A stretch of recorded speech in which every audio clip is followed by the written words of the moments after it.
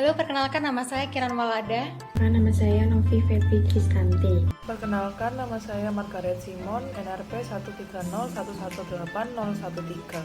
Nama saya Claudia Yolan Purnomo. Perkenalkan, nama saya Olivia Tanjung dan kelompok kami akan mempresentasikan tentang analisis tahapan penelitian. Setiap bidang pekerjaan selalu dihadapkan pada permasalahan yang selalu berkembang, baik berupa fenomena yang mengundang tanda tanya maupun kesenjangan antara yang diharapkan dengan kenyataan. Permasalahan tersebut menuntut jawaban dan solusi yang dapat dipertanggungjawabkan. Penelitian merupakan suatu bentuk kegiatan ilmiah untuk mendapatkan pengetahuan atau kebenaran yang terkelola sistematis berdasarkan data. Tahapan penelitian. Langkah yang pertama memilih masalah, langkah kedua studi pendahuluan, langkah ketiga merumuskan masalah, langkah 4 merumuskan anggapan dasar, langkah 4A hipotesis, langkah kelima memilih pendekatan, langkah 6A menentukan variabel, langkah 6B menentukan sumber data, langkah 7 menentukan dan menyusun instrumen, langkah 8 mengumpulkan data, langkah 9 analisis data, langkah 11 menyusun laporan, langkah 10 menarik kesimpulan. Tahapan metode penelitian dijelaskan secara umum sebagai berikut. Yang pertama, survei literatur. Dilakukan pengumpulan bahan literatur dan informasi yang berkaitan dengan judul penelitian. Yang kedua, identifikasi masalah.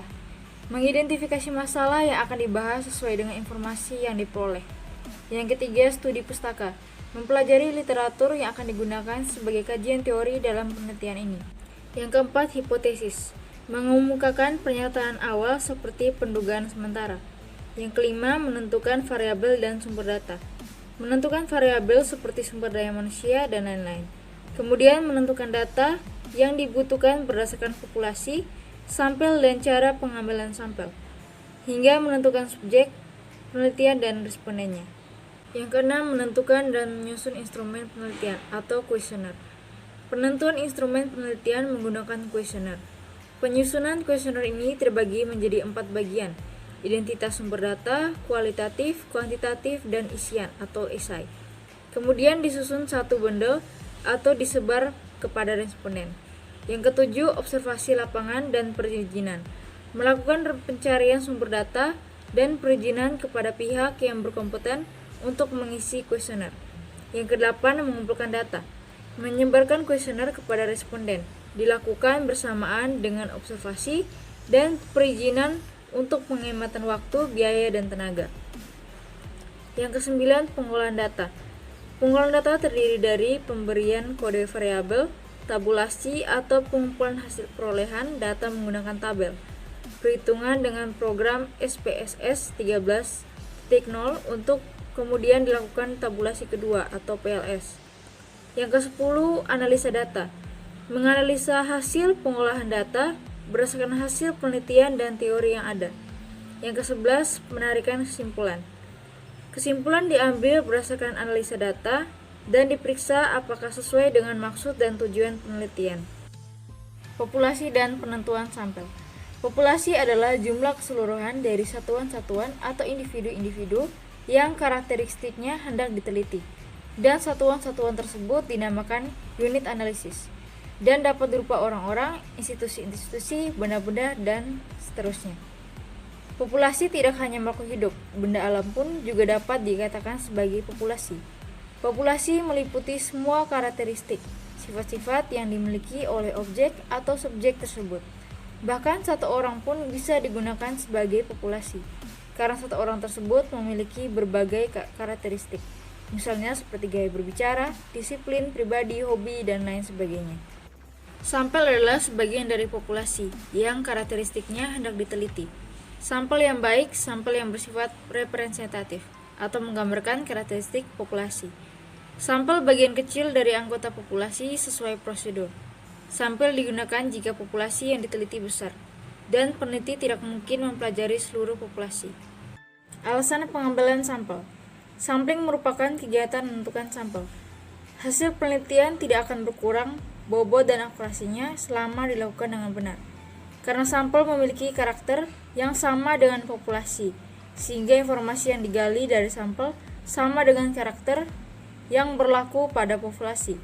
Menurut Winamo tahun 2013, beberapa alasan pertimbangan penggunaan dan pengambilan sampel penelitian. Yang pertama, penghematan biaya dengan mengambil sebagian anggota populasi dapat menghemat biaya. Makin sedikit jumlah anggota yang diambil sebagai sampel, makin banyak penghematan yang dapat dilakukan. Yang kedua, penghematan waktu dengan sampling. Waktu yang digunakan penelitian lebih sedikit daripada waktu penelitian yang tidak menggunakan sampel. Yang ketiga, penghematan tenaga dengan menggunakan sampling. Tenaga untuk penelitian lebih sedikit dibandingkan tanpa sampling. Maka sedikit sampel yang dilibatkan, maka tenaga yang dibutuhkan juga makin sedikit. Yang keempat, jaminan ketelitian dan bobot hasil. Sampling memungkinkan hasil kerja penelitian lebih intens dan lebih teliti dibandingkan dengan tanpa sampling. Memungkinkan diperolehnya banyak informasi yang relatif mendalam dibandingkan dengan subjek penelitian yang besar. Proses pengambilan sampel. Menurut Handayani, ada 3 tahapan yang harus dilalui dalam proses pengambilan sampel. Yang pertama, menentukan jumlah populasi sasaran. Yang kedua, tentukan bingkai sampel. Sampel frame atau bingkai sampel merupakan wakil dari kumpulan atau elemen populasi sasaran. Yang ketiga, tentukan jumlah sampel. Besaran jumlah sampel dipengaruhi oleh berbagai faktor tujuan penelitian. Jika penelitian bersifat deskriptif, maka membutuhkan jumlah sampel yang besar. Dan jika hanya untuk menguji hipotesis, maka diperlukan jumlah sampelnya yang tidak perlu besar. Teknik pengambilan sampel. Teknik sampling terbagi menjadi 2. Yang pertama, teknik sampling secara probabilitas. Menurut Kunjojo, teknik sampling probabilitas atau random sampling merupakan teknik sampling yang dilakukan dengan memberikan peluang atau kesempatan kepada seluruh anggota populasi untuk menjadi sampel. Teknik sampling ini lebih mampu untuk dilakukan generalisasi pada hasil penelitian, namun biasanya dilakukan untuk populasi yang anggotanya bisa dihitung. Jenis-jenis teknik sampling secara probabilitas. Yang pertama, sampling random sederhana, yang mana dilakukan secara acak tanpa memperhatikan strata yang terdapat dalam populasi. Yang kedua, sampling sistematik, yang mana sistematis memilih angka random dari tabel penarikan sampel dengan cara mengambil setiap kasus. Yang ketiga, sampling secara rambang proporsional, yang mana jika populasi mempunyai anggota atau unsur yang tidak homogen serta berserta secara proporsional.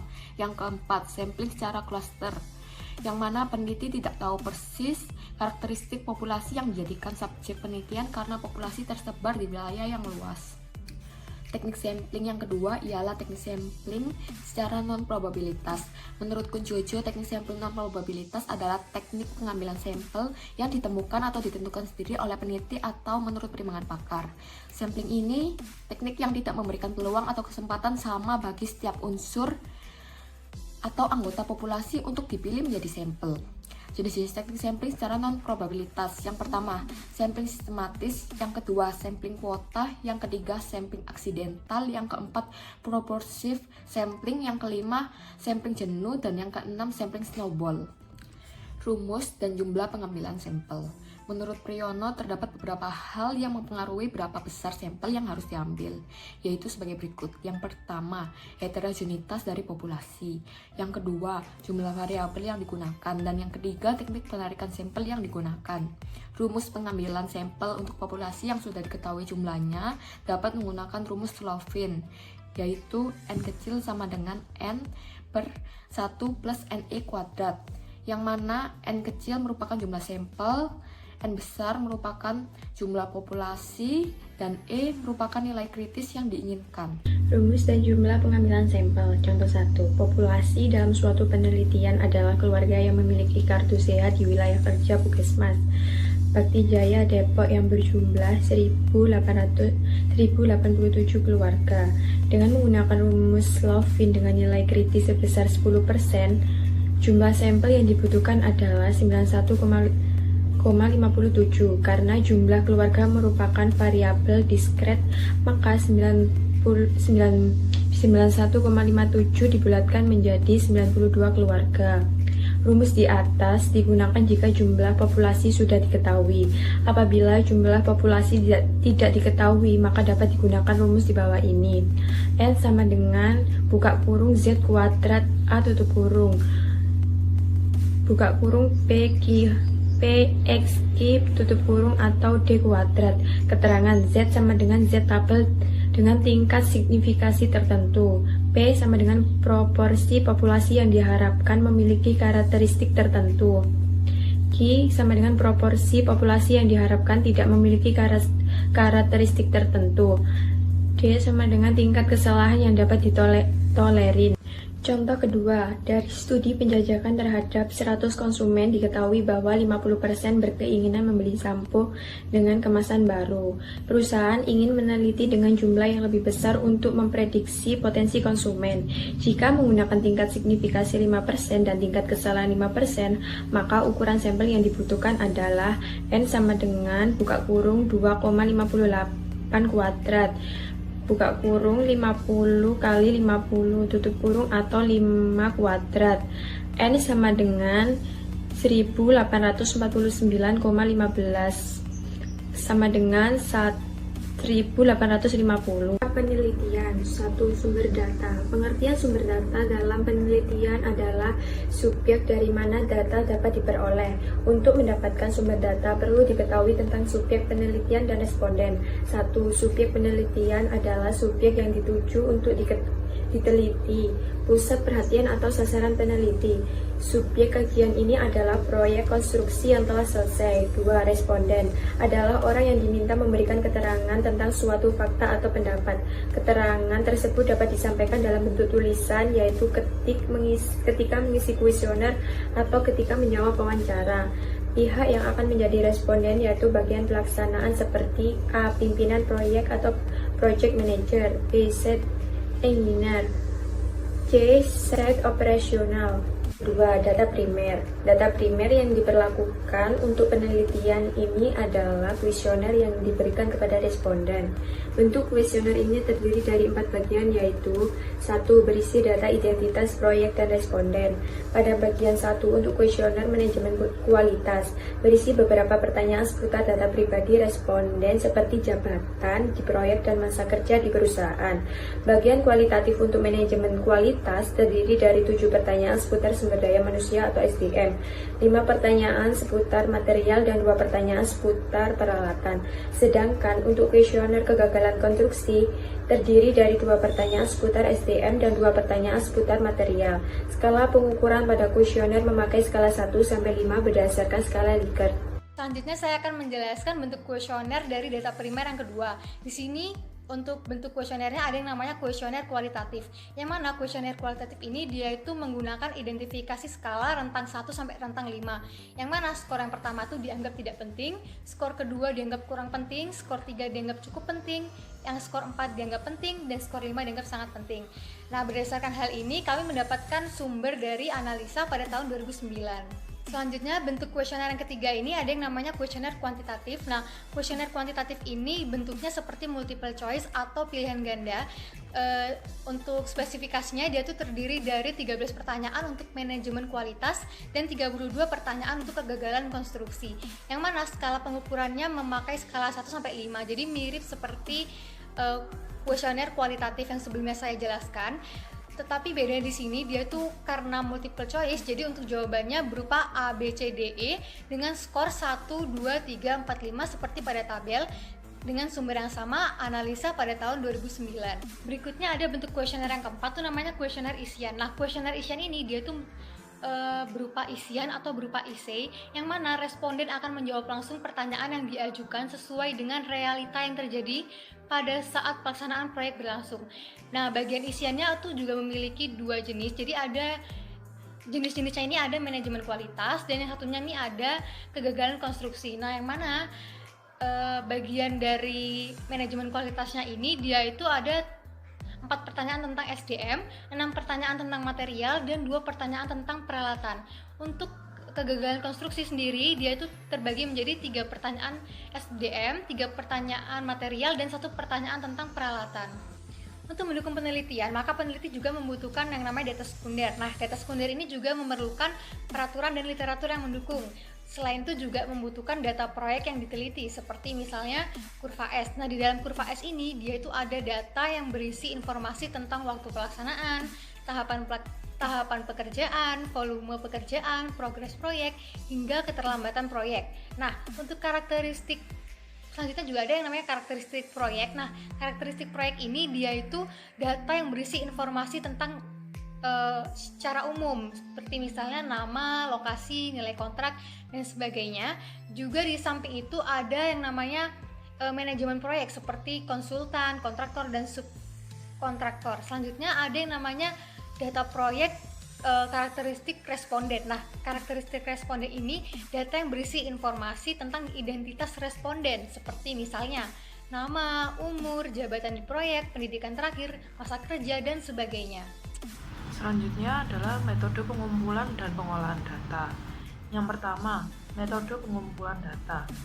Metode pengumpulan data yang digunakan yaitu yang pertama metode kuesioner, yaitu metode dengan membagikan angket atau kuesioner untuk diisi tentang proses pelaksanaan konstruksi yang berkaitan dengan variabel-variabel yang akan dicari.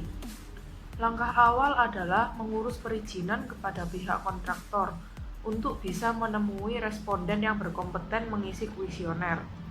Kemudian mengadakan kesepakatan waktu dengan responden.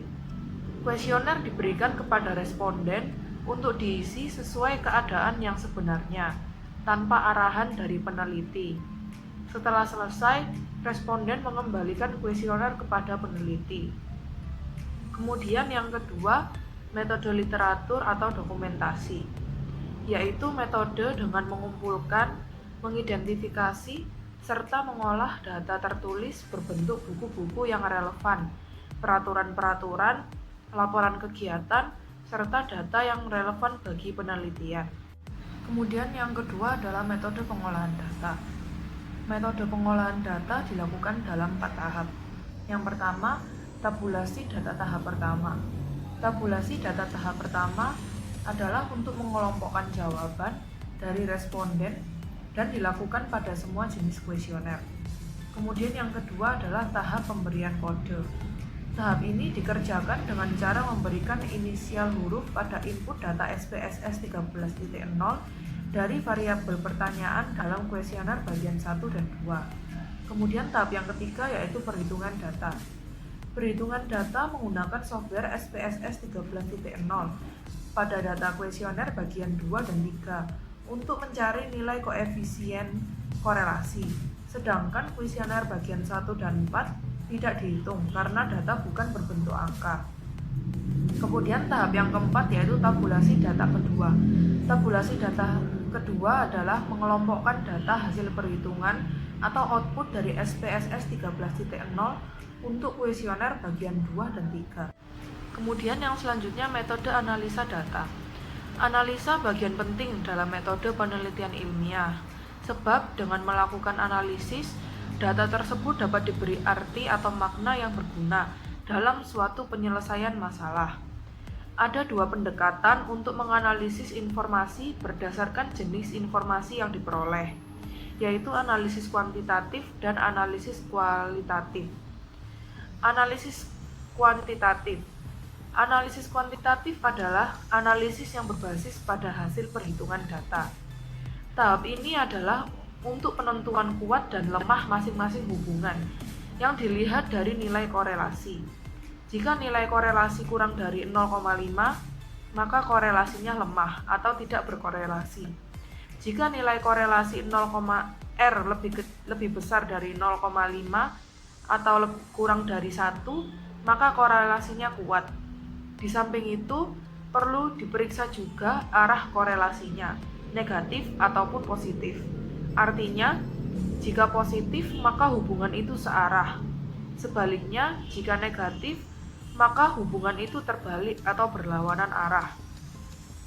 Setelah itu dilakukan eliminasi terhadap hubungan-hubungan antar variabel yang tidak logis, sehingga akan terlihat variabel-variabel apa yang dapat dianalisis lebih lanjut.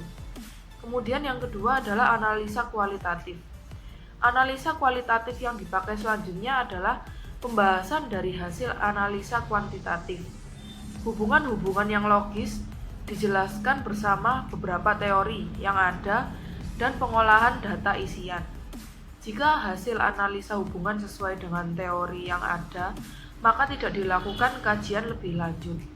Tetapi, Jika terjadi sebaliknya, maka perlu dilakukan pembahasan lebih lanjut mengenai mengapa hal itu tidak sesuai.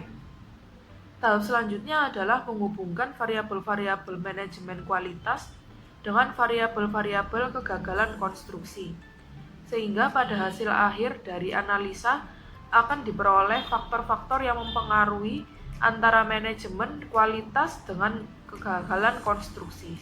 Kesimpulan, salah satu tahapan penting dalam penelitian adalah proses pelaksanaan penelitian, khususnya pengumpulan data.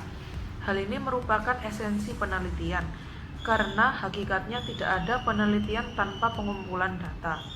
Lebih jauh lagi, penelitian lebih tidak bermakna, bahkan akan menghasilkan kesimpulan yang salah, manakala data yang dihasilkan tidak valid. Untuk memperoleh data yang valid, selain harus digunakan instrumen yang baik, juga harus dipertimbangkan cara pengambilan sampel yang benar. Oleh karena itu, dalam makalah ini, kami membahas mengenai proses atau langkah-langkah tahapan metodologi penelitian, yaitu survei literatur, identifikasi masalah, studi pustaka, hipotesis, menentukan variabel dan sumber data, menentukan dan menyusun instrumen penelitian atau kuesioner, observasi lapangan dan perizinan, mengumpulkan data, pengolahan data, analisa data, dan menarik kesimpulan. Sekian dari presentasi dari kelompok kami. Terima kasih.